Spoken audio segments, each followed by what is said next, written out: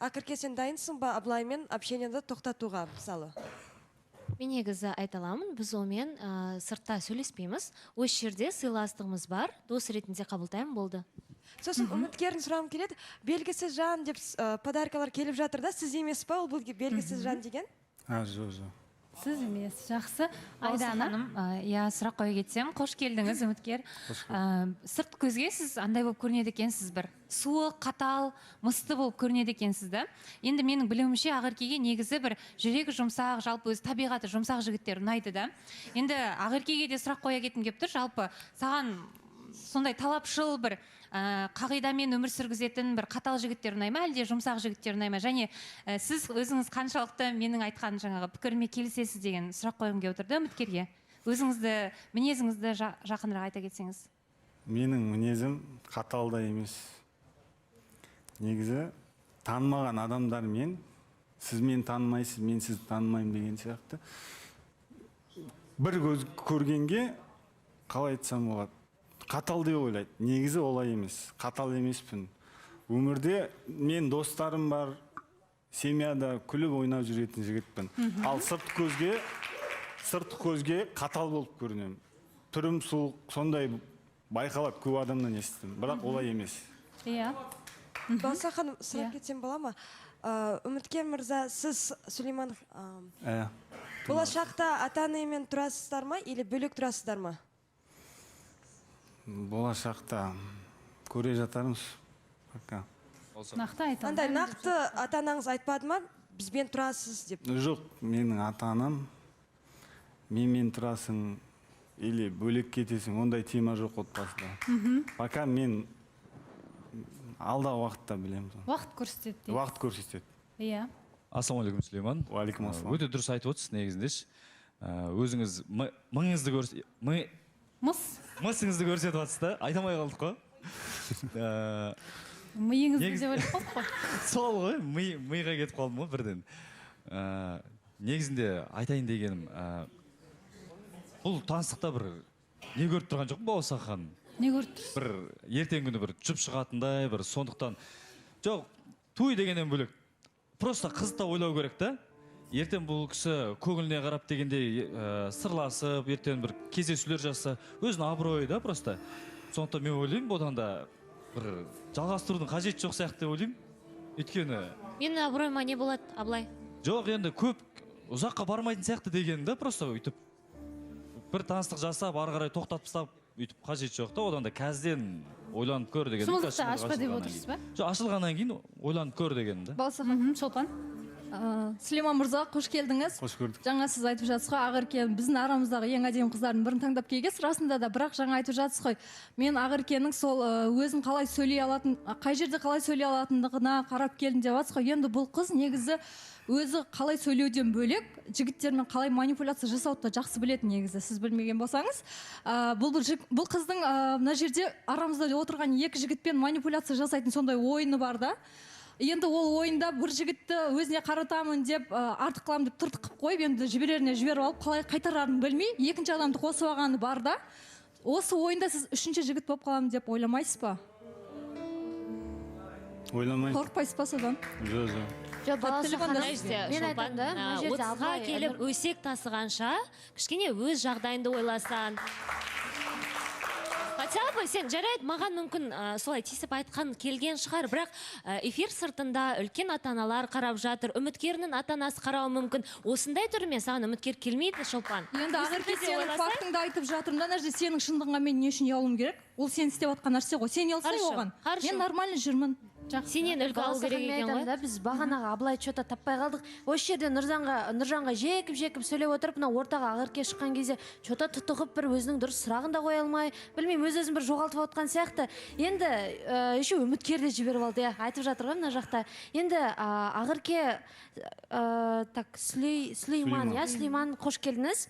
Енді бізде Ақерке ажырасқаннан кейін аузы күйген үрлеп ішеді дейді. Осы жерде Нұржанды кішкене бір күйеуімен салыстыра кеткен еді. Ол енді жақсы жағынан салыстырды ғой, чтобы сондай бір қателіктер қайталанбасын деген сияқты. Егер де болашақта Ақерке сізге мына жеріңді өзгертші десе, өзгертуге тырысасыз ба? Жоқ, әрине өзгерту. Адам қалай бар, солай қабылдап білу керек біріншіден. Екіншіден ол әркімнің өзінің санасына байланысты. Біреуге ақыл айтудың да, өзгертудің де қажеті жоқ. Гаухар ханым.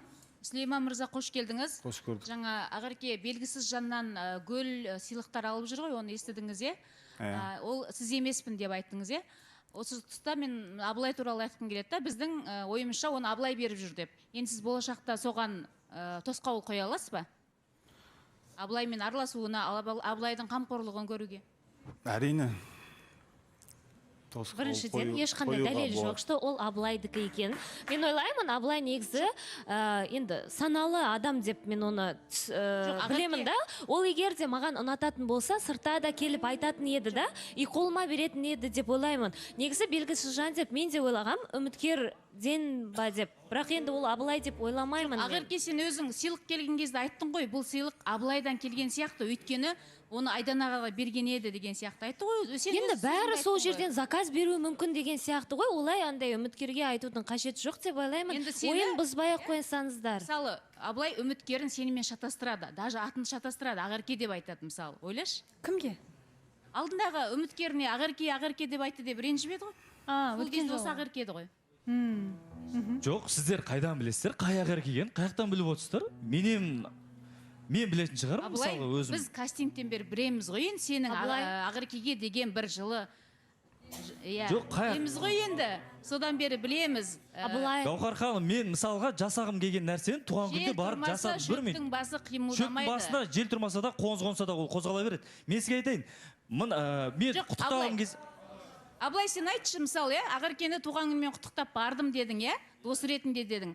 Ал неге Лаураны Салтанаттың туған күні болды ғой? Сол кезде неге сен солай жасамадың? Қай кезде болғанда білмеймін мен, шыны керек. Жақсы. Мен ол кезде бұл жақта Алматыда болмаған шығармын, может быть. Мен сосын айта салшы, мен мысалға туған күнде қалай құттықтадым, солай мен сезімді білдіре салатын едім, білдіргім келсе, негізінде. Соны кішкене ұғып алсаңыздаршы, даптардай бастарыңызбен. Жақсы, Шерхан. Мен Абылай сөйлесе кәдімгідей түңіліп кететін болыппын осы соңғы уақытта. Тыңдап қалдыңыз. Иә, сол кіріп кетіппін ғой. Абылайдың манерасы ұнайды да мағанша сөйлеген кездегіше бір күшті жеткізеді. Енді мен осы тұрғыда Ақеркеге сұрақ қойыншы. Үміткер келді, енді ол сыйлықтар үміткерден емес екен. Енді келіп жатса болашақта қабылдайсың ба? Егер де енді біздің таныстығымыз басталып, бәрі жақсы болып жатса, онда әрине қабылдамаймын. Ол сыйластық деп ойламаймын. Енді мынандай болады ғой негізі, қыз баласында бір сезеді, не болмаса әлеуметтік желіде саған біреулер жазуы мүмкін, не болмаса енді білу керек деп ойлаймын. Әрбір қыз баласы или ол жіберіп жатқан адам да бір намек жібереді ғой. Осындай деген сияқты бір сен кім деп ойлайсың өзіңнің ойыңды жеткізші нақтылай. Потому что сен еш нәрсе айтпайсың да өтірік күле саласың да жаба саласың ол теманшы. Қазір де күле салам. Көрдіңіздер ма? Қараңыздар, өзі бұл қулығы ішінде да сен өзіңнің қандай адам екеніңді осылай көрсетіп жатсың. Сен бәленің бәрін біліп тұрсың. Или сен өзіңе өзің сыйлық істеп, өзіңе өзің внимание беріп жүрсің. Нұржанның ашуын шығару үшін деп ойлаймын, болды. Әйел адамда әртүрлі қыры болу керек та. Кейде біз қуымыз мүмкін, кейде ақылдымыз. Мен ойлаймын, енді менің болмысым сондай болғандықтан, енді мені қу деп санасаңыздар, адам өзінің ішінде не бар, біреуден соны көреді дейді ғой. Сен сондай болса, менен ондай нені көрудің қажеті жоқ. Балса мына жерде ше мен Абылайға Ақеркені қоса бермеулерін сұраймын да. Себебі біз енді барлығымыз білеміз ғой, басынан бастап мен де Абылай досым ғой. Абылайдың басты талабына Ақерке неге сай келмейді? Абылайдың басты талабында бар туған аяғы оқтай түп түзу қызды қалаймын деген болатын. Ақерке ол талапқа өкінішке орай сай келмейді. Иә, мен оны Абылайға да қой енді біздің Ақеркені, сондықтан да ол басты критериясынан келмей тұр да. Иә, мен ол нәрсені Абылайға да айтқан болатын. Так что Абылайға қарамай мен тырысып жатырмын десей. Шолпан, кішкене женский солидарность деген болу керек қой бұл жерде енді. Енді ол сенің шындығың ғой? Сен өзің айттың ғой сондай талап деп. Жоқ, жарайды, менің ол. Енді бұл жерде де бұны айтудың қажеті жоқ та негізінде. Қызды түсіріп, мына жерде мені досым деп айтып. Аслында басқа қыздарға аяғын қисық деп айтқан нормалында Ақеркеге айтпауымыз керек. Мен кімге айттым, Шолпан? Бәрі көріп тұрған нәрсе. Мен кімге айттым, айтшы? Айта кетейінші, негізі бұл менің минусым деп санамаймын. Мен Алла тағала қалай жаратты, мен сондаймын, Шолпан. Егер де сен оны солай санасаң, солай санай бер. Және де әркімнің өз талабы болады. Ол солай қаласа, мүмкін оған өз тілеуі бойынша сондай қыз келетін шығар. Мені қосудың қажеті жоқ. жоқ бұлар қайдан біледі, может жаңағыдай әңгіме ғой, аяқ мысалға бой ұзын десе бой қысқа адамға үйленіп қалуы мүмкін. сіздің ақталатын сәтіңіз емес. Неге? Бұл сіздің талабыңыз. Сіз солай айттыңыз ғой, ол сіздің аузыңыздан шыққан нәрсе. Менің ескертуім бұл жерде Шолпан сізге. Қыздар, бір-бірімізді олай түсірмей ақ қояйық. Қажеті жоқ. Ал Абылайхан, сіздің күйіп пісетін орныңыз емес, өзіңіз сол кезде айттыңыз. Еш нәрсе ойланбастан ондай талап қоймау керек еді. Ақеркеге айтқым келіп отыр да, Ақерке негізі жалпы сен қыз деп, қыз баласы қу болу керек деп всегда айтып жүрсің да, и мен саған айтқым келеді да, сен осы нәрсеге сенесің ба? Еркек адам әйел адамнан биік тұру керек, және де успешный еркектің артында әйел адам тұру керек дегенге. Өйткені мен ойлаймын да, сенің жағыңнан осы нәрсе қатты байқалады. Сен еркекті наоборот түсіру арқылы өзіңді көрсетіп жатсың да, и мен ойлаймын да, негізі успешный еркектің артында успешный әйел тұрады деген келеді. Жоқ, мен ойлаймын, Балауса ханым, Ақерке наоборот мотивация беріп жүрген сияқты еркектерге. Мотивацияны да негізі дұрыс Сөздеріңізді бөлейін, біз дәл қазір жарнама